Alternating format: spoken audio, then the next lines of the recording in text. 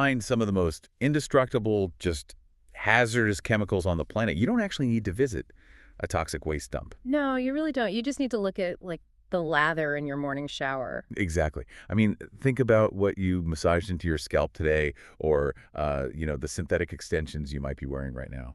Right, because we do this daily, right? Yeah. Just trying to look presentable. Yeah, totally unaware that this whole quest for perfect hair is actually doubling as this slow drip exposure to industrial compounds that literally refuse to break down. It's basically a completely invisible exchange taking place right on our skin. Yeah, it really is. And, for today's deep dive, the sources we're analyzing map out how we routinely trade long-term biological health and environmental health for these incredibly transient conveniences. Like a shampoo that foams up super quickly. Right. Or synthetic hair fibers that hold a curl in high humidity. And what makes this stack of sources so fascinating is this collision of two completely different worlds, right? Definitely. I mean, on one hand, we have data from the Environmental Working Group's cosmetic safety surveys and all these chemical databases. Which paint a pretty stark picture of the modern personal care industry, to say the least. Oh, absolutely. But then we're cross-referencing that with medical geology reviews on ancient Earth-derived volcanic clay. Right. So we're looking at this fundamental clash between modern synthetic persistence, so chemicals that never go away, and an ancient paradigm of natural remediation. And the stakes of that clash go way beyond, like, getting a rash from a bad hair product. Way beyond. We're talking about the integrity of the human endocrine system and the safety of the entire global water cycle. So to really grasp the solution, we have to understand the exposure first. Yeah, let's start right at the surface. Yeah. Literally on the human scalp. Right. So the EWG survey data points out that about a third of people use shampoo daily, and another 30% use it weekly. Which is a huge amount of exposure. It is. When you spread that over decades, you're looking at a massive lifetime accumulation. And the absolute worst offender hiding in those bottles is just two words on the back label. Undisclosed fragrance. Undisclosed fragrance. Just boom, right there. Yeah, because legally, fragrance or parfum, it isn't treated as a single ingredient. It functions as this massive proprietary loophole. A loophole for what, exactly? Well, when you see that word, you could be looking at a mystery cocktail of up to 100 different chemicals, all drawn from an industry roster of about 3,500. Wow. Up to 100 chemicals just hidden under one word. Exactly. And the reason this matters so much for shampoo is the application site.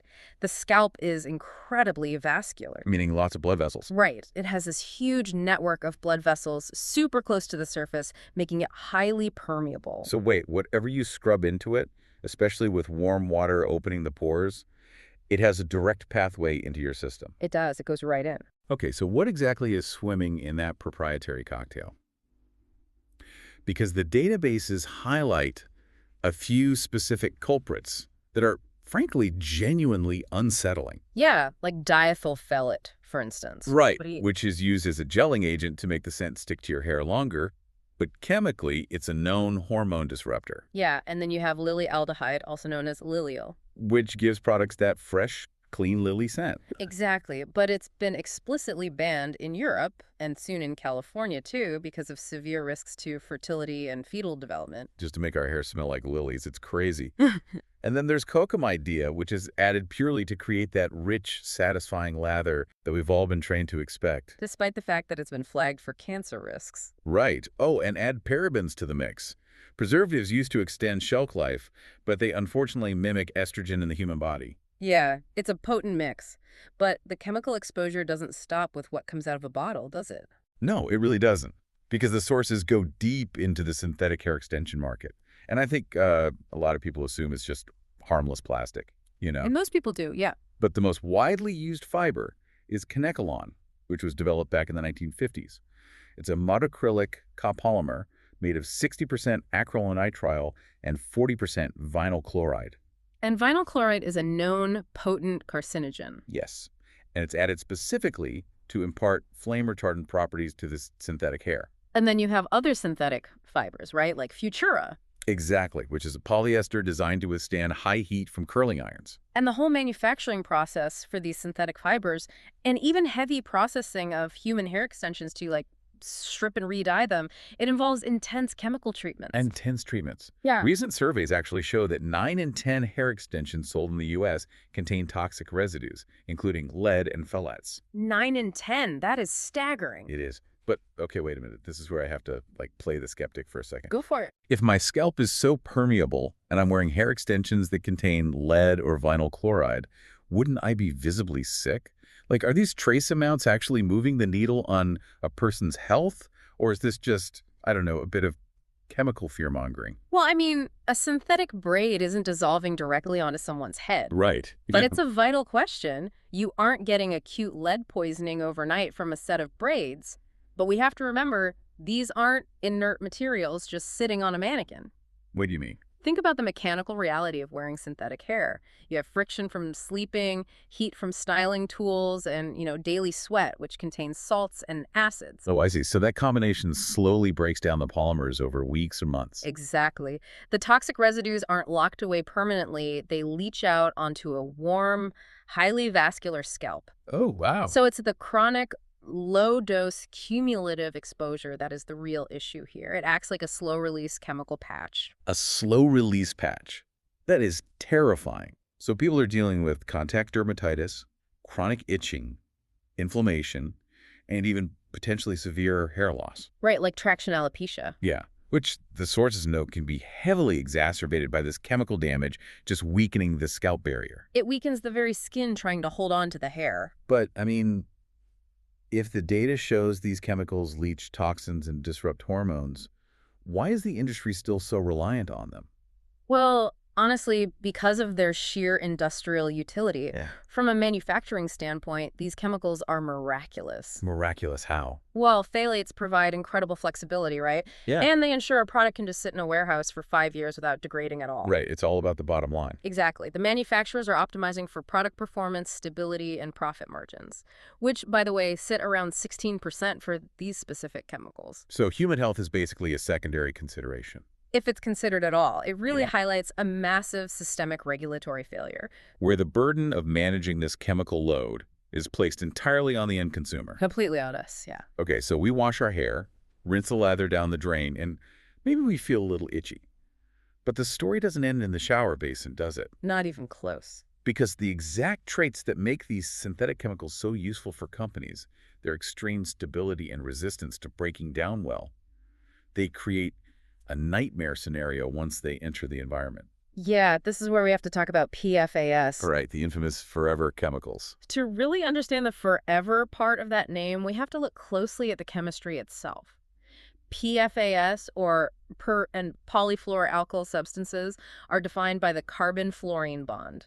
And from what I understand in the realm of organic chemistry, that carbon-fluorine bond is one of the strongest links found anywhere in nature. It really is. The atoms share electrons so tightly that it requires just an immense amount of energy to wedge them apart.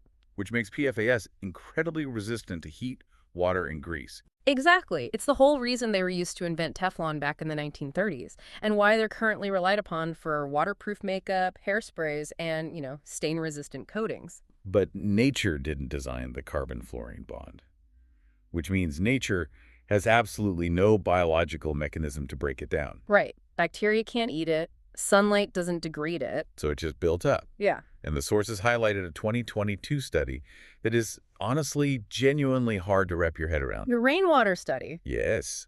It found that the levels of PFAS in global rainwater now vastly exceed EPA's lifetime health advisories. They stated we have officially crossed a planetary boundary for chemical pollution. Meaning, it is literally unsafe to drink rainwater anywhere on Earth.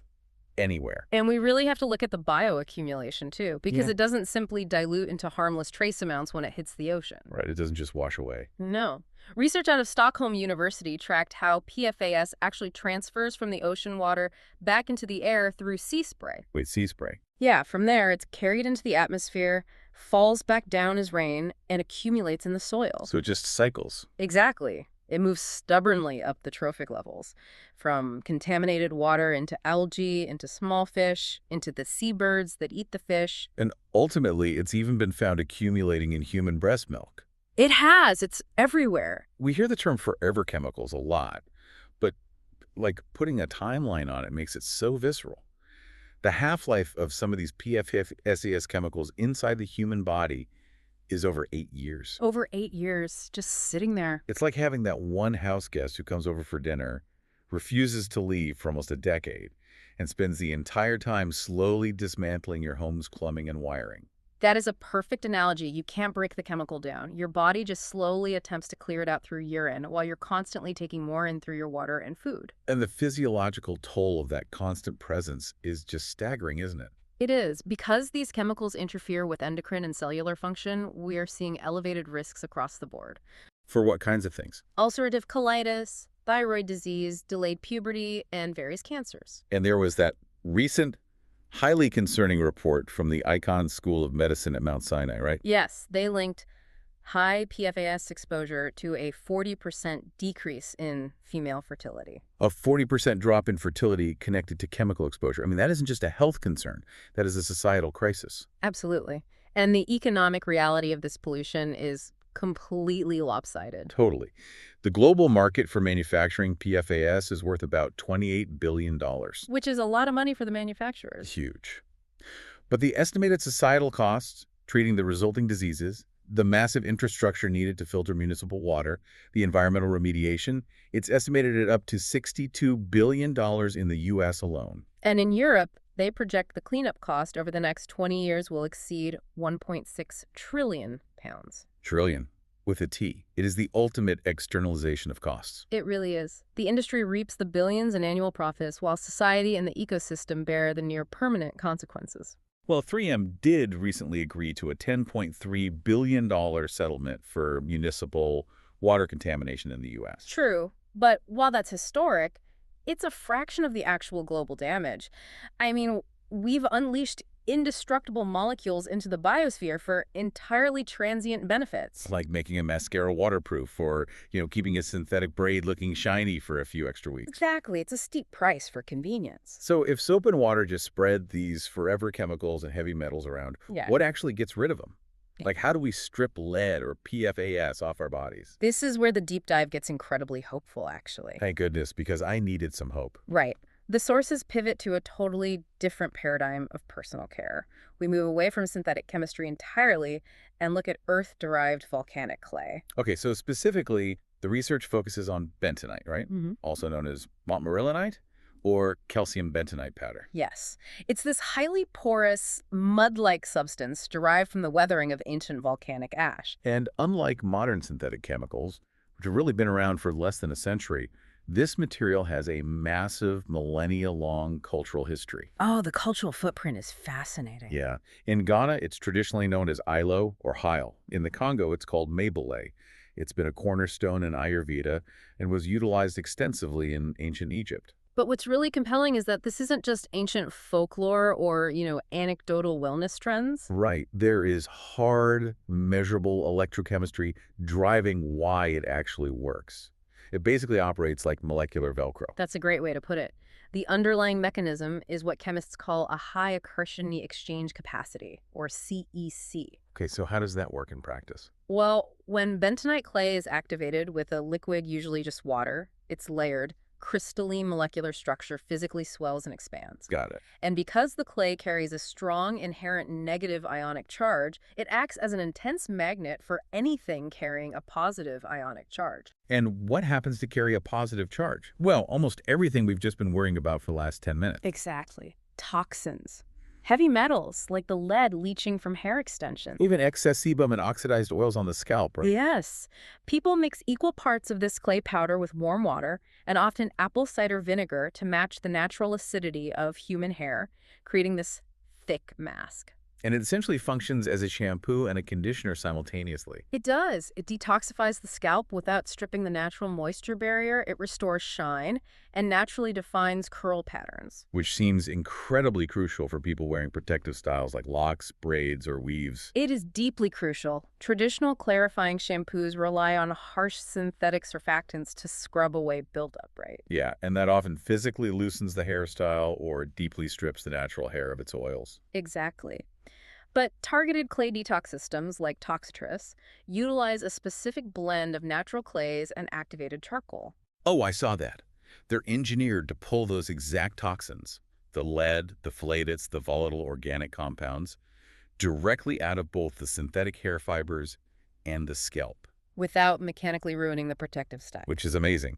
And there's another ritual-grade product, Mother Clay, that does similar deep cleaning work using the exact same electrochemical principles. It's all based on that same science. But I have to admit, I read about the high CEC and the negative ions, and part of me still wants to push back a little. Okay, I hear you. What's the hesitation? Well, we just spent all this time talking about PFAS being literally indestructible and heavy metals being stubborn enough to cause long-term illness. Right. Does rubbing wet volcanic ash on your head actually pull industrial lead out of your scalp? I mean, it almost sounds too simple to combat modern industrial chemistry. It does sound deceptively simple, I'll give you that. But you cannot cheat the strict rules of electrochemistry. Fair enough. Think about it. When you use a synthetic shampoo, it works by creating suds that make the hair slippery, basically hoping the dirt simply slides off. Right, it's just surface level. But the clay operates entirely differently. It chemically binds to the toxins at a molecular level. Because opposites attract. Precisely. Because the heavy metals have a positive charge, they are irresistibly drawn to the negative charge of the clay. The ions literally swap places. Wow. And once that electrochemical bond is formed, the heavy metal is trapped deep within the expanded, porous structure of the clay itself. So when you rinse the clay out with water and it goes down the drain, the trapped toxins are securely locked inside it. Yes, they are sequestered. So it's not just washing the toxins away, it's capturing them and escorting them off your body. That is brilliant. It really is elegant, isn't it? And what's amazing is that the sources don't just keep this focused on personal care. Yeah. Just as we zoomed out from the scalp to the environment with the synthetic chemicals. We have to do the exact same thing with the clay. Right. If this volcanic ash is powerful enough to detoxify heavy metals from a human scalp, what is it capable of doing on a planetary scale? Well, the macro applications are just as effective as the micro. If we look at internal medical uses first, there's a widely documented historical practice called geophagy. Which is the intentional consumption of earth or clay, right? Exactly. Yeah, the sources specifically detailed how pregnant women in Ghana often crave and consume baked aloe clay to settle their stomachs and protect against toxins. And clinically, this makes perfect sense. Researchers like Dr. Linda Williams, who's a prominent geochemist, refer to these specific clays as little chemical drugstores. That's a great phrase. Isn't it? In agricultural and veterinary science, calcium bentonite is deployed routinely to combat aflatoxin. Aflatoxins, those are the highly dangerous fungal toxins that frequently contaminate staple crops like corn and peanuts, right? Yes. And when livestock or even humans consume small, controlled amounts of the clay, it binds directly to the aflatoxins in the gastrointestinal tract. Safely sequestering them and passing them out of the body before they can even be absorbed into the bloodstream. Precisely. It neutralizes the threat internally. That just blows my mind. The Earth actually provides the exact compound needed to safely pass fungal toxins through our digestive system. It's incredible. And then you scale it up even further to environmental remediation. Right, because we've spent a century devastating the environment with massive oil spills, heavy metal runoff from factories, and blanketed the earth in PFAS. And what is the major industrial solution to clean that up? Calcium bentonite. Really? Oh, absolutely. It is deployed on a massive scale to absorb hydrocarbons during chemical spills. Municipal wastewater treatment plants use it to pull heavy metals out of the water supply before it even reaches our taps. Wow, so it's already working behind the scenes. Yeah. There are even highly effective filtration methods utilized in developing nations where bentonite is combined with crushed Moringa oleifera seeds. Oh, I read about that. The combination rapidly flocculates or clumps together bacteria and parasites, safely removing them from drinking water. Yes. But the most critical modern application brings us right back to the PFAS problem. Right, because earlier we established that the carbon-fluorine bond is practically unbreakable. So how does clay help with a forever chemical? Well, destroying PFAS in water treatment facilities requires extreme, super energy-intensive measures. The current gold standard is supercritical water oxidation. Which involves heating water to over 374 degrees Celsius while placing it under massive pressure, right? Exactly. The state of water is so volatile, it can finally snap those carbon-fluorine bonds apart, But here is the catch. There's always a catch. Before you can destroy the PFAS, you have to capture it out of millions of gallons of flowing water. Oh, right. You can't just boil the whole river. Exactly. So natural sorbents, specifically activated carbon and high CEC clays like bentonite, are the absolute essential first line of defense. They're the nets. Yes, they are the nets used to filter and trap these forever chemicals out of the municipal water supply so they can be isolated and then destroyed. I mean, think about the symmetry of that for a second. We dig up fossil fuels, synthesize them in labs into these nightmare chemicals, coat our hair and our frying pans in them for a little bit of convenience. And eventually poison our own rainwater. Exactly. And the Earth just sits there, offering up ancient volcanic ash to mop up our mess. It's almost poetic that the only way we can catch our worst chemical mistakes is by using ancient dirt. It perfectly illustrates two competing models of existence, I think. How so? Well, the synthetic chemical industry operates on a linear extractive model. We create novel molecules that biology has never encountered, we utilize them for a fleeting moment, and we discard them into an environment that fundamentally cannot digest them. Right. It's a dead end. But volcanic clay represents a cyclical, natural model. It is an ancient material that interacts with our biology and our ecology using fundamental electrochemical rules. It doesn't force a new chemical reaction. It restores balance by binding to the disruption. Beautifully said. That's exactly it. So, what does this all mean for you listening right now? The sources we've explored today really lay out a remarkably stark choice hidden in our daily routines. They really do. On one hand, you have the convenience of instant lather and artificial lingering scents, but they are heavily laden with persistent synthetic chemicals that accumulate in your bloodstream and the environment. And on the other hand, you have the ancient, scientifically proven power of volcanic clay that works with your body's chemistry to actively pull those toxins out. Yeah.